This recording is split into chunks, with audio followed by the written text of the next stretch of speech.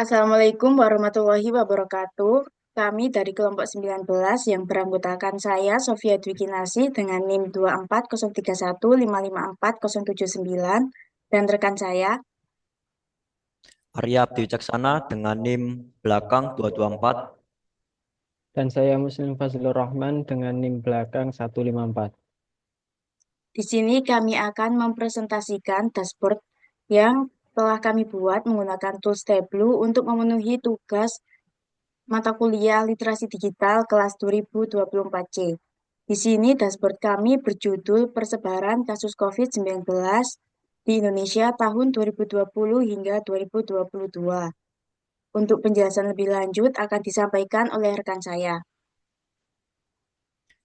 COVID-19 pertama kali teridentifikasi di Wuhan, Tiongkok pada bulan Desember 2019 dan sejak itu menyebar ke seluruh dunia, menyebabkan pandemi global. Penularan COVID-19 terutama melalui percikan yang dihasilkan saat seseorang yang terinfeksi batuk, bersin, atau berbicara.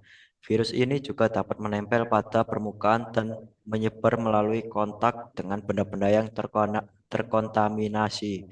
Gejala umum COVID-19, demam, batuk, kelelahan, nyeri otot, sakit tenggorokan, kehilangan indera penciuman atau perasa, kesulitan bernafas.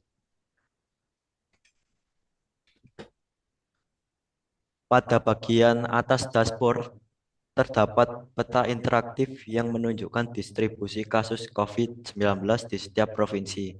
Warna pada peta mencerminkan tingkat kasus di wilayah tersebut. Semakin gelap warnanya, semakin tinggi jumlah kasusnya.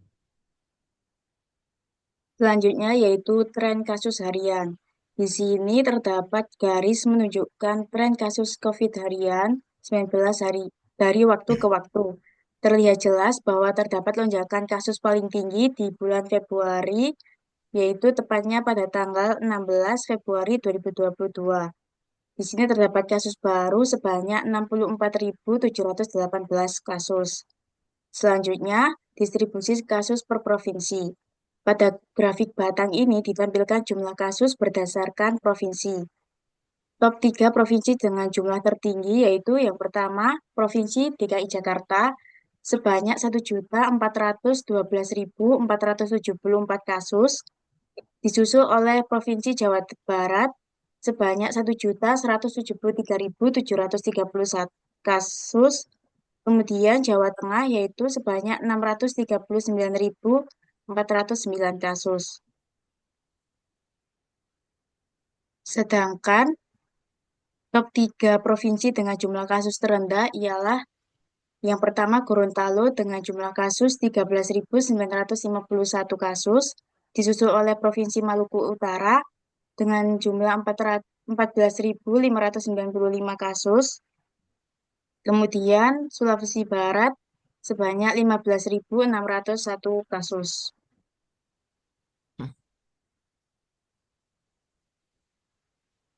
Dan untuk selanjutnya dapat kalian lihat di situ berdasarkan data terdapat 6.300.097.309 orang yang terkonfirmasi terpapar COVID-19. Sementara itu di bawahnya ada 315.695 orang tercatat meninggal dunia akibat COVID-19. Kita geser ke sebelahnya, ada grafik.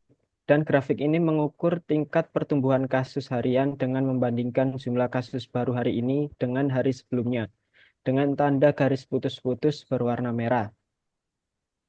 Jika grow factor lebih dari 1, artinya kasus harian sedang meningkat dibanding hari sebelumnya. Dan jika grow factor kurang dari 1, yang artinya kasus harian sedang menurun, menunjukkan tren perbaikan dari hari sebelumnya. Pada dashboard ini, grafik lonjakan kasus baru membantu kita memahami pola persebaran COVID-19. Misalnya, saat terjadi lonjakan kasus pada Februari 2021 dan Februari 2022, grafik seringkali berada di atas angka 1. Dan untuk selanjutnya, Sebelumnya yang kita lihat adalah data persebaran COVID-19 di seluruh Indonesia. Jika kita ingin melihat data untuk tiap provinsi di Indonesia, kita bisa memilih salah satu provinsi yang ada di peta. Dan data yang muncul akan memaparkan keadaan COVID-19 di provinsi yang teman-teman pilih. Semisal yang kali ini kita pilih adalah Provinsi Jawa Timur. Maka mulai dari grafik tren kasus harian, distribusi kasus per provinsi sampai bawah akan berubah sesuai dengan yang teman-teman pilih.